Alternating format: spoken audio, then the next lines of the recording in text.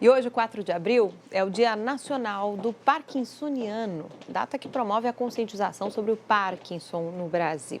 Paulo Miller está com um neurologista para esclarecer dúvidas em torno dessa doença. Ainda tem muitas, né, Paulo? Tem sim, viu, Marta? Por isso que a gente veio até num consultório para tentar entender melhor o que é o Parkinson, né? O que causa essa doença, até porque tem alguns estigmas, há muito medo com relação à doença também e dúvidas dos próprios familiares, às vezes, né? Como que eu consigo realmente dar uma qualidade de vida para uma pessoa que está com a doença? Por isso aqui comigo, já do meu ladinho aqui, a doutora Ana Paula Trentin, ela que é neurologista, né, doutora? Sim. Vamos falar um pouquinho primeiro já direto, né, de causas, porque muita gente não sabe, né, de onde vem o Parkinson, né? Como que aparece essa doença? Bom dia. Tá, bom dia, Paulo. Então, na verdade, a gente não sabe a causa da doença de Parkinson ainda. Tem vários estudos buscando etiologia, né, saber o que precipita a doença de Parkinson, mas não se conhece a causa. O que a gente sabe é que aquelas famílias que têm um histórico de doença de Parkinson, que geralmente acontece o Parkinson mais cedo, mais jovem, os sintomas aparecem antes dos 40 anos, a causa genética já é bem determinada. Mas aquelas pessoas que começam Parkinson depois dos 60 anos, não se sabe ainda o porquê que isso acontece, o que provoca a doença.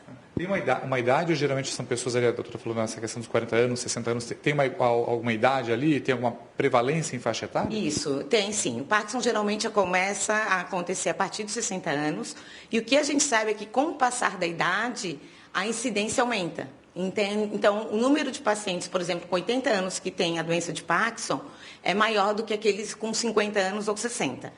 Como que eu devo prestar atenção? Quais os sintomas, por exemplo, que podem indicar que a pessoa está tendo Parkinson ou está desenvolvendo a doença? Então, o principal sintoma é o tremor, tá? O tremor de mãos. Geralmente ele é unilateral, acomete um lado do corpo só. E a gente observa que é um tremor que é pior ao repouso. O paciente está com a mão assistindo televisão, a mão repousada no sofá e começa a tremer. Ele vai fazer algum movimento e o tremor passa.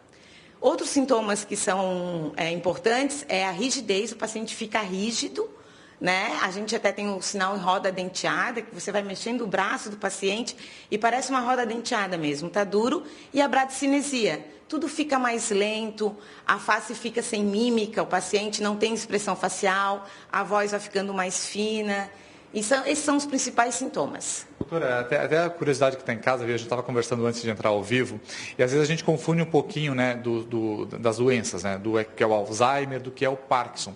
E o Alzheimer, a gente sabe que tem uma cognição, né, afeta bastante a parte cognitiva da pessoa, né, a parte mental. O Parkinson não, né, doutora? O Parkinson realmente, a saúde mental daquele indivíduo que está com a doença é preservada, né? Realmente a condição motora dele que é afetada. Isso diferencia bem as doenças. No Parkinson a gente tem uma alteração motora, o quadro começa com essa alteração que eu tinha falado, tremor, rigidez, bradicinesia, né, lentidão, e a cognição, a capacidade de compreensão do paciente é normal, tá? O que acontece é que nos estágios finais da doença de Parkinson, digamos geralmente 8, 10 anos depois que iniciaram os sintomas motores, o paciente começa a ter uma perda cognitiva também. E na demência não, a demência abre o quadro já com alteração de memória, geralmente memória, e o paciente se perde nos lugares, são os principais sintomas da doença de Alzheimer, né? As duas são doenças neurodegenerativas. Doutora, isso quer dizer que elas são progressivas, né? Não tem cura ainda, a gente ainda não tem na medicina, né, uma cura para ela, mas a gente tem um tratamento que dá uma qualidade de vida melhor para esse paciente. Isso. Então, o tratamento da doença do Parkinson, ele é multidisciplinar, né? O médico, ele prescreve os medicamentos, né? A gente tem vários medicamentos, pelo menos uns 3 ou 4 no mercado, que ajudam bastante nos sintomas, só que nenhum desses remédios, infelizmente, vai evitar a progressão da doença.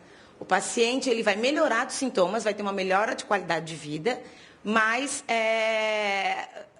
inexoravelmente os sintomas pioram com o passar dos anos.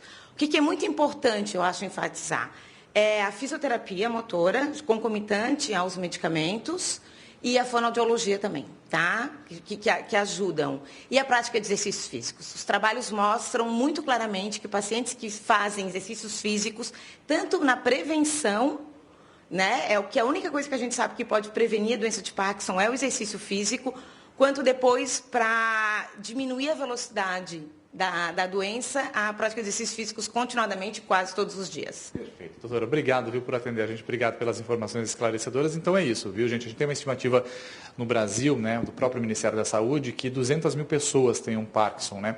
Aqui em Santa Catarina, um dado da Secretaria Estadual de Saúde é que 3.701 pacientes, eles recebem auxílio do SUS, ou seja, recebem medicamentos do SUS e têm a doença, mas não significa que o número de pessoas com Parkinson aqui no estado seja só esse de 3.701. É um dia importante, um dia de conscientização, né, com informações importantes e esclarecedoras para quem está em casa. Marta e Lucas.